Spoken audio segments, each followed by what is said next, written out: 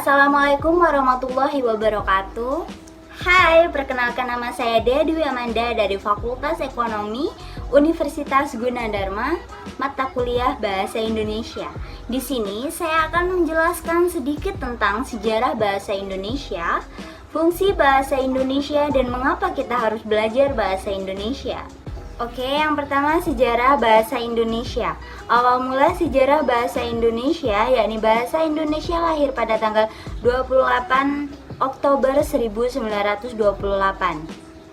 Pada saat itu, para pemuda dari berbagai pelosok Nusantara berkumpul dalam suatu rapat dan berikrar. Yang pertama, bertumpah darah yang satu tanah Indonesia. Yang kedua, berbangsa yang satu bangsa Indonesia. Yang ketiga, menjunjung bahasa persatuan yaitu bahasa Indonesia.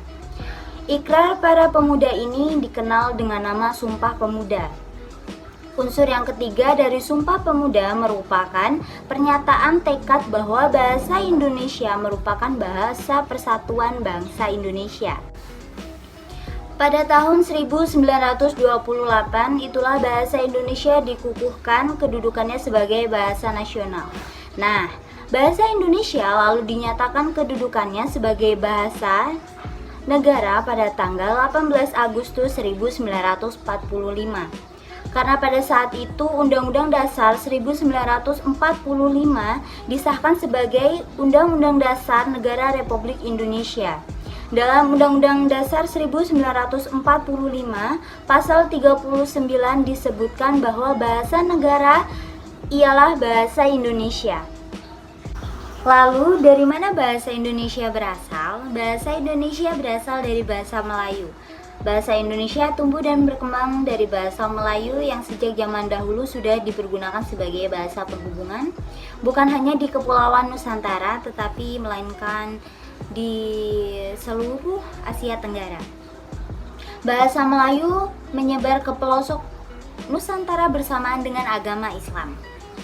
Bahasa Melayu mudah diterima oleh masyarakat Nusantara sebagai bahasa perhubungan antar pulau, antar suku, antar pedagang, antar bangsa, dan antar kerajaan karena bahasa Melayu tidak mengenal tingkat tutur. Bahasa Melayu dipakai di mana-mana di wilayah Nusantara serta makin berkembang dan bertambah kukuh keberadaannya. Selanjutnya, fungsi bahasa Indonesia. Fungsi bahasa Indonesia dibagi menjadi dua. Yang pertama, sebagai bahasa nasional. Yang kedua, sebagai bahasa resmi atau negara. Yang pertama, sebagai bahasa nasional dibagi menjadi empat. Yang pertama, lambang kebanggaan nasional. Yang kedua, lambang identitas nasional. Yang ketiga, alat pemersatu berbagai ragam masyarakat yang berbeda latar belakang sosial budaya dan bahasanya.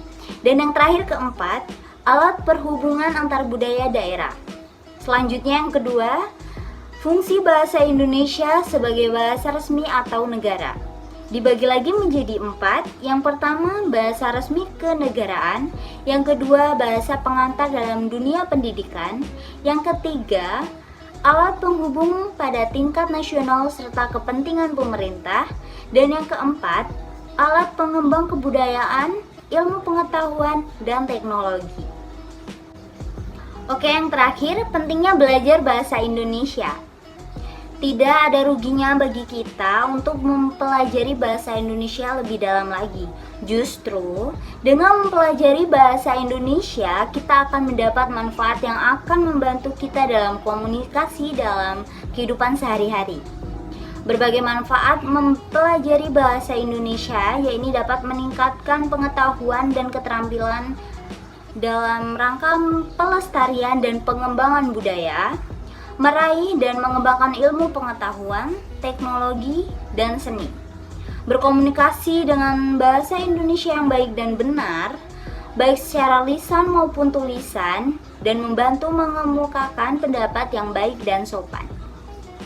Baik, sekian presentasi atau penjelasan tentang sejarah bahasa Indonesia, fungsi bahasa Indonesia, dan pentingnya belajar bahasa Indonesia dari saya.